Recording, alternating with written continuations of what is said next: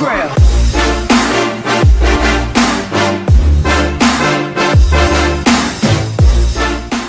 What's going on, guys? It's Alex. It's Glenn. And it's iconic movie news. We're going to go over what happened this past week, and Quinn's got the stories. So we're just going to go ahead and jump right into this. I hope you guys liked the first one that we did.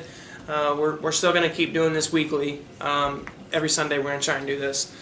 So hopefully you guys are tuning in. So let's go ahead and start this first story. Let's get it. Shout out to the Variety for breaking a lot of these stories for us to talk about. So first up, this week, Gears of War film is officially in development at Universal Studios. So they were doing a live stream for Gears of War 4, which I'm excited about.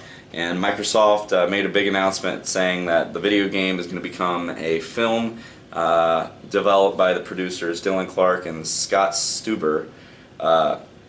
Gears of War is a military sci-fi shooter and it centers on Delta Squad and their last-ditch fight to save the inhabitants of the planet Sarah. No release date has been set. See, here's my thing now. Okay, so there are some things that should, and it's not just with games, there are some things that should just be games and just be movies and just be books. I feel like it's more prevalent, I guess, with like books being adapted to the screen. Like some books should have just stayed books, and now they're movies or something like that. I think with some games, now we do have Assassin's Creed that will be coming out, and I'm excited for that. But even with Assassin's Creed, I'm excited for the movie only if they do a good job. I think when it pertains to Gears of War, I think the reason we don't have a release date yet, or it hasn't even been in production, it's not going to start production, they don't have a production date yet, I think they're waiting on Assassin's Creed. I think they're waiting to see how good that movie will be. If that movie's amazing, they're going to streamline this thing. Let's go. Let's make this thing. Let's make it awesome. Did you ever play Gears of War? Yeah. Did you play those? All three. I'm excited for 4. They were fun. Online was fun. The controls you had to kind of get used to. The third person was weird for me at first because I was so used to Halo and Call of Duty and that kind of stuff. I agree with that. I think playing Assassin's Creed helped me play Gears of War a little bit. Yeah. But the third person was interesting. I thought they did it really well. And just the overall gameplay, the story was just fun. Online was fun. And what I really like about the online play of Gears of War is that like no one really had a big advantage. It came down to, well, it was either skill or skill. Well, skill, yeah. I mean, like if you just shot them first, and you got like that. I know it sounds really redundant and like, well, duh, but.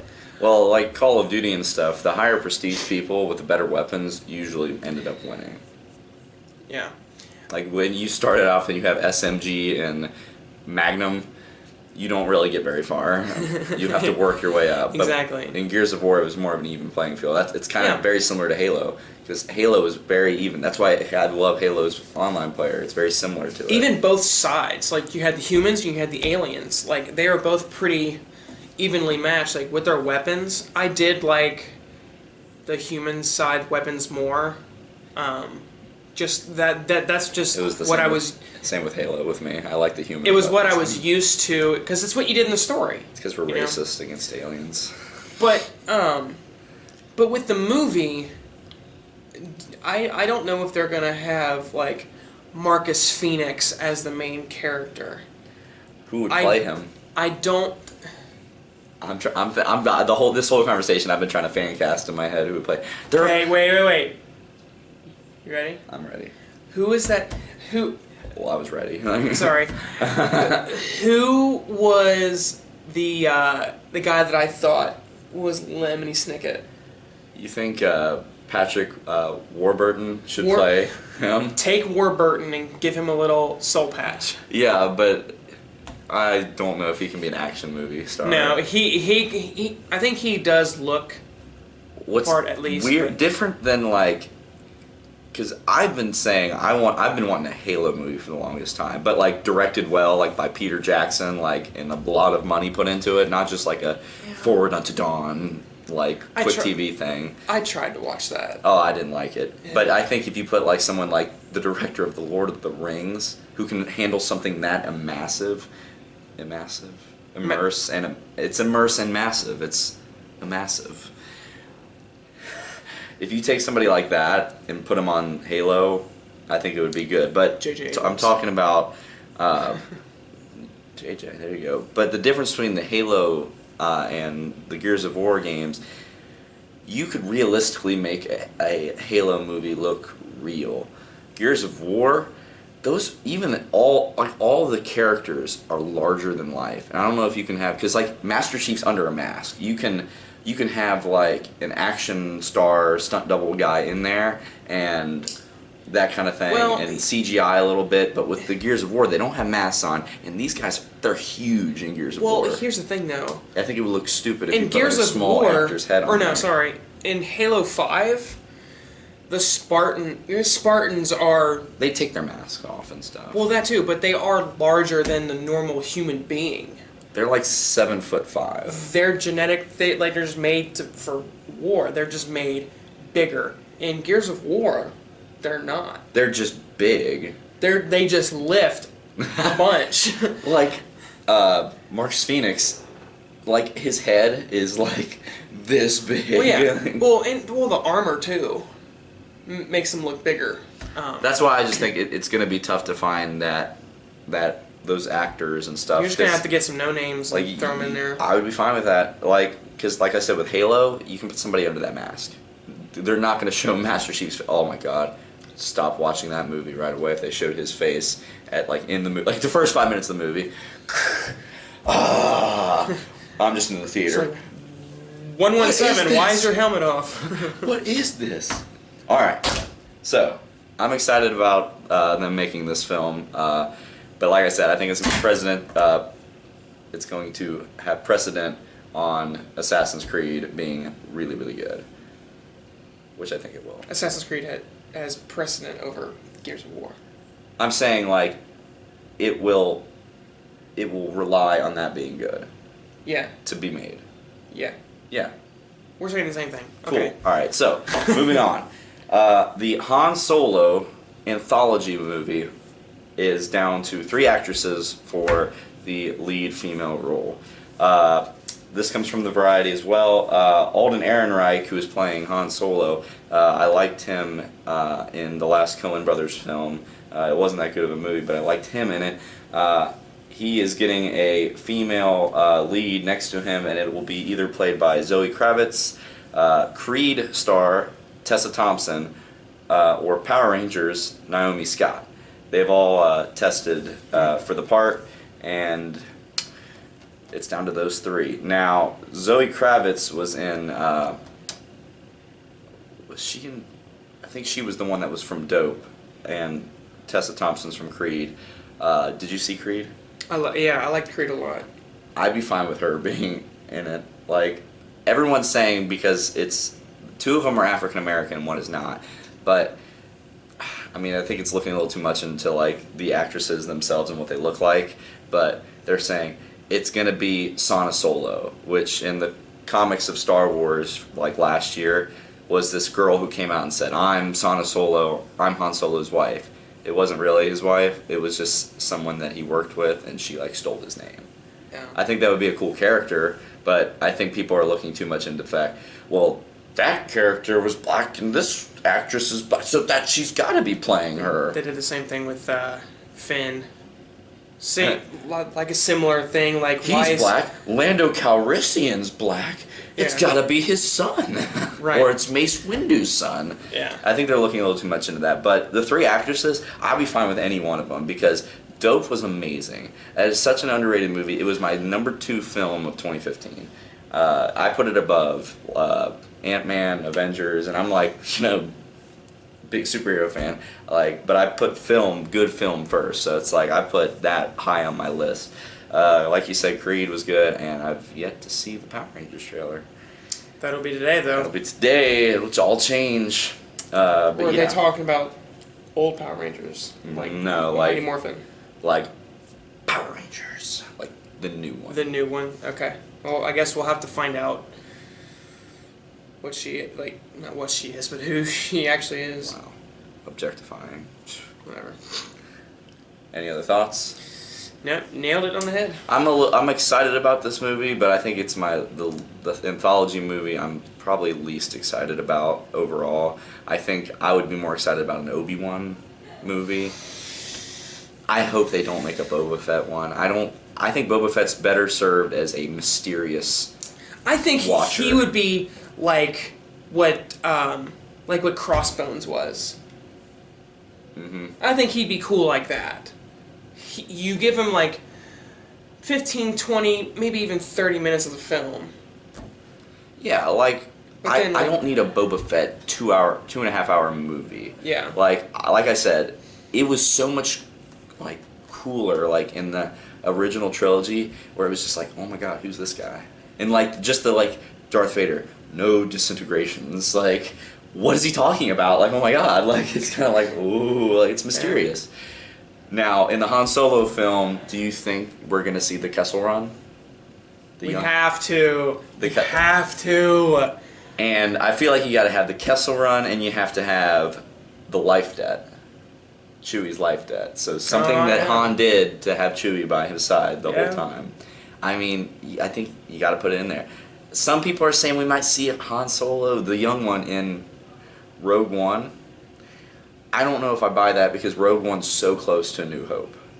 Mm-hmm. And it'd be like, why does that guy not look like Harrison Ford? What happened? But yeah, I'm excited. Moving on. Suicide Squad. We're getting an extended edition, the ultimate cut, whatever they're going to call it.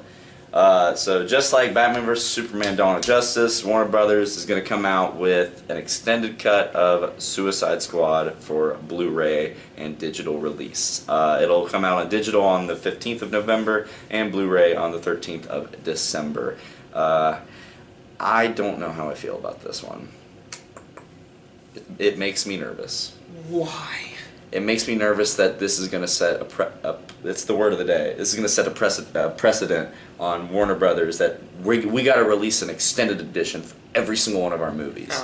Instead of just releasing the directors, a good movie, just a good movie. The directors cut their vision the first time. Yeah. Like if they would you have sat in the theater for 3 hours for Batman vs Superman? I would have.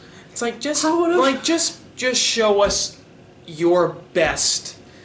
It's like when we were younger, when you would get a game, all of the like DLCs or whatever, you unlocked them. Your skill, they awarded you for that. Now the game, it comes with the game, and then you have to buy all the DLCs with it. That's why I stopped playing Star Wars Battlefront. So it's kind of like this. And well, you watch the movie in theaters, and get ready. You know, you're gonna buy it on DVD. Well, you're gonna pay more for just like 13 minutes of extended film. Now, what worries me is that because I love Suicide Squad. I liked it a lot. And I feel like it was like their answer to Guardians of the Galaxy. I feel like with 13 extra minutes, it may or may not just change the entire tone of the movie. The only thing I would be excited about if these 13 extra minutes were the Joker scenes that were cut. I'd be fine. That would change the entire movie. Not if they're flashbacks.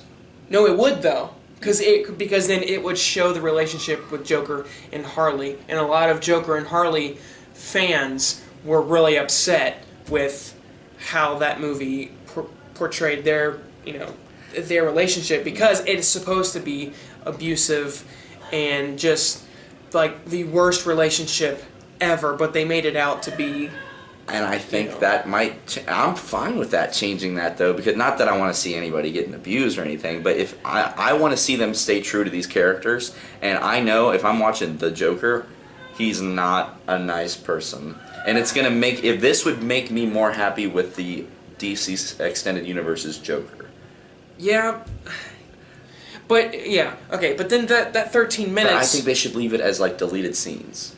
Yeah. Instead of putting it in the movie. I agree. With those 13 minutes of extra film, you know, like I said, it will just change the way that we see that movie. And it's the difference between if it is what you're gonna like, what you said it is. If it's the Joker, I'm just guessing because they said they cut a lot of Joker, and Jared Leto was pissed about it. Like he was like, yeah, he went on a rant, which I don't know if it was the smartest move considering you work for these people and you're under contract. But it's different than Batman vs Superman because Batman vs Superman added 30 minutes. It changed the rating of the film to R, and it explained plot holes that were left. Like what the hell was that about? I will never watch the theatrical cut of Batman vs Superman. I've never again. seen the extended cut. The Ultimate Edition is the pinnacle version of that film. There's nothing else I will watch than that version. So I think it's very different than this because this is basically like, this is fan service and it'll get people to buy the movie on Blu-ray if we say it's an extended edition. Yeah. Instead of just making it deleted scenes. Like, you know how weird it would have been if like The Force Awakens, which is amazing, said, we're coming out with 20 extra minutes, we're going to put it in the movie and you don't have a say about it. We'd be like, what? Like, why wasn't this seems like a bad idea, but they put it in the deleted scenes, and I think it's even cooler. My question is, are deleted scenes canon? I don't know. That's a question for another day, but that's something I want you guys to ponder on. Do you think that deleted scenes in certain movies are canon, like in Marvel, DC, Star Wars films? If they're deleted scenes, are they still canon? Or should they be? We'll leave that to you. Anyway, moving on. That's a new thing I'm doing when we move on to... Yeah, you do it. Okay. Alright, so Ben Affleck's new film, directed and starring Ben Affleck, Live by Night, is getting a new release date. So instead of being released on January 13th like it was planned on being released, they are going to release it in select theaters, so not countrywide, but select theaters on Christmas Day. And most people are assuming this is to get into the Oscar race, which is no surprise, to be honest with you. With Ben Affleck. We watched this trailer a little while back before we started the channel, and I liked it. I thought the tone was good. I just wanted a little more grasp of the story, but I think we're going to get that in like the next trailer. Mm-hmm. But Ben Affleck's killing it right now. Like, seriously, I think that man can do no wrong. Like, he's my definitive Batman right now. He is the Batman. He's the Batman. He is a great director and actor. If you've seen The Town or Argo, those movies are amazing. And I'm excited to see what he does next. And I think this is a smart move because if it's as good as the trailer looks, I think it's gonna be a Best Picture contender, Best Director contender, Best Actor contender. Could you imagine if he won just won all those awards for one I think like the last movie to like not sweep but like get pretty close to sweeping was The Lord of the Rings, The Return of the King. It won 11 Oscars. That is insane. Like for score, director, actor, screenplay, costume design. I don't even know any. Like I can't keep naming them because I forget what they were. But anyway, your thoughts on Live by Night and the new release date? Literally just said everything that I was gonna say. I'm excited for it though. I do remember when we watched the trailer. It was like our first like test video to see how we did on camera. We used his phone and to record, and we used my phone to watch it. It was really, really just rough. It was like a rough draft, but the trailer looked good. I thought that like I knew it looked good. It sold me on it. It looks interesting. It's been a while since I've seen the trailer, but I got like a John Wick vibe. A little bit, like he's just like gun-toting, just in the bootlegger days, kind of like that's where it's set like the Prohibition kind of days. Yeah. So yeah, he's amazing. Ben Affleck's like amazing. All right, last up for the last story. Harry Potter films are getting an IMAX re-release for 1 week. So I believe it starts on October 13th, which is next week. Next week. So all 8 films are going to be getting an IMAX re-release. And additional to that, the first 2 Harry Potter films, Sorcerer's Stone and Chamber of Secrets, are getting a digitally remastered edition for the IMAX. Now, I love IMAX, and I love Harry Potter. Sounds like a plan to me. Like, how do you feel about it? I agree. The movies themselves, they were just they were well. I'm not going to say they were all well done. Chamber of Secrets is. I think the worst book to film adaptation. Order of the Phoenix. Gosh, the book was really good. I mean, all the books were amazing. The movie had an odd tone to it that, like, it felt like we were getting really dark. Like, oh, Goblet of Fire was starting to get. Prisoner of Azkaban was really dark. Then it was getting darker, and then I didn't feel that darkness anymore. It wasn't the best filmed book to film adaptation, but still, Harry Potter 5, whatever. There is a really good part of that movie, and that's when Dumbledore and Voldemort fight. Dude, their fight scene was. That saved the movie, pretty much. Pretty much, that was the saving grace of that movie. But seeing the movies in IMAX, I mean, yeah, it'd be cool, like, to really be immersed in that world again. Now, I came in very, very, very late to the game. I only read all the books and watched all the movies, like, this past year. But I know a lot of people that have grown up with it. They read the Sorcerer's Stone when it first came out, and then went to midnight releases for the books and watched all the movies, and right when they came out, and that was like people's childhood, and it was a big part of their life. So I don't really know how it feels to have these re-released. I mean, it's cool. Well, you've never seen them in the theater. I actually did see one. Probably Deathly Hallows. No, I think it was. I can't remember which one it was. It may have been 3. Prisoner of Azkaban. Yeah. But it was so long ago. Yeah, it's kind of my childhood. Like, I remember going to Borders. You remember those? They don't make them anymore. I remember going to Borders for the midnight release of Deathly Hallows. Oh yeah, see.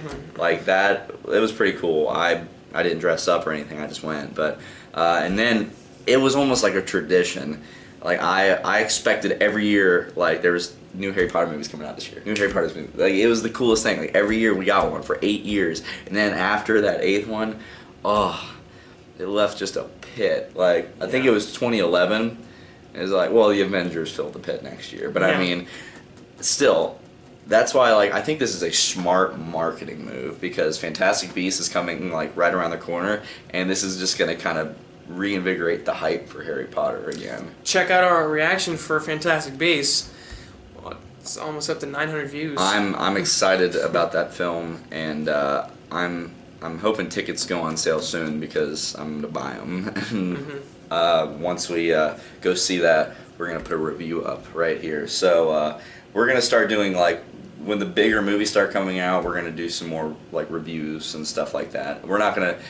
As of now, and that might change in the future if we get bigger or anything and we get to go to more movies, but we're going to be reviewing the big releases like Star Wars and Marvel, DC films, that kind of stuff for now.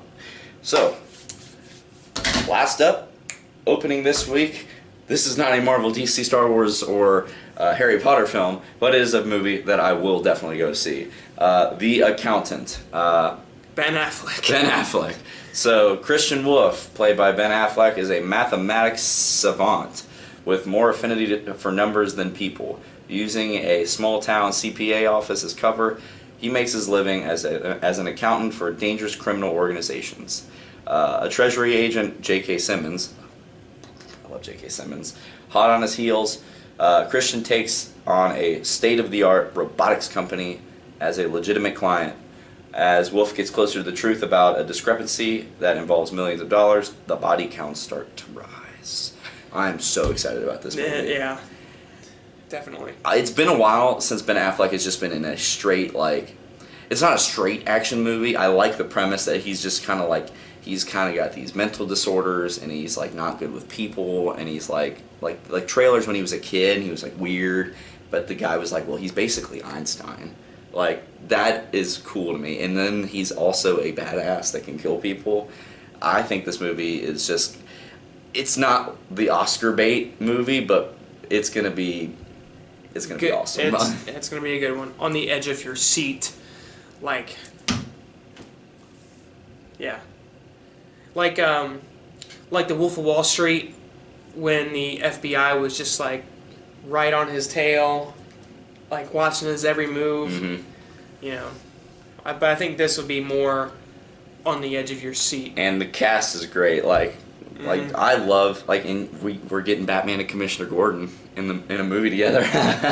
I mean, J.K. Simmons is cut-illing it. Like, cut-illing it. Like, don't ever say that again. And he's coming out on Patriots Day. We did a reaction to that trailer. I mean, he's killing it. Ben Affleck's killing it. I'm excited. They're killing it. They're killing it. Killing it. All right, so.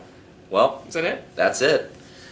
All right. Well, hey, guys. Let us know what you guys thought. If you agree with us, post your comments down below. Let us know what you guys thought. Make sure to like, comment, share, and subscribe so that you don't miss a single thing. If you want us to react to something, let us know. Let us know on Twitter, Facebook, or email us. We have our Gmail. Or you could drop a comment down below. Is that it? That's it. You think that's it? All right, cue music. Holy Grail.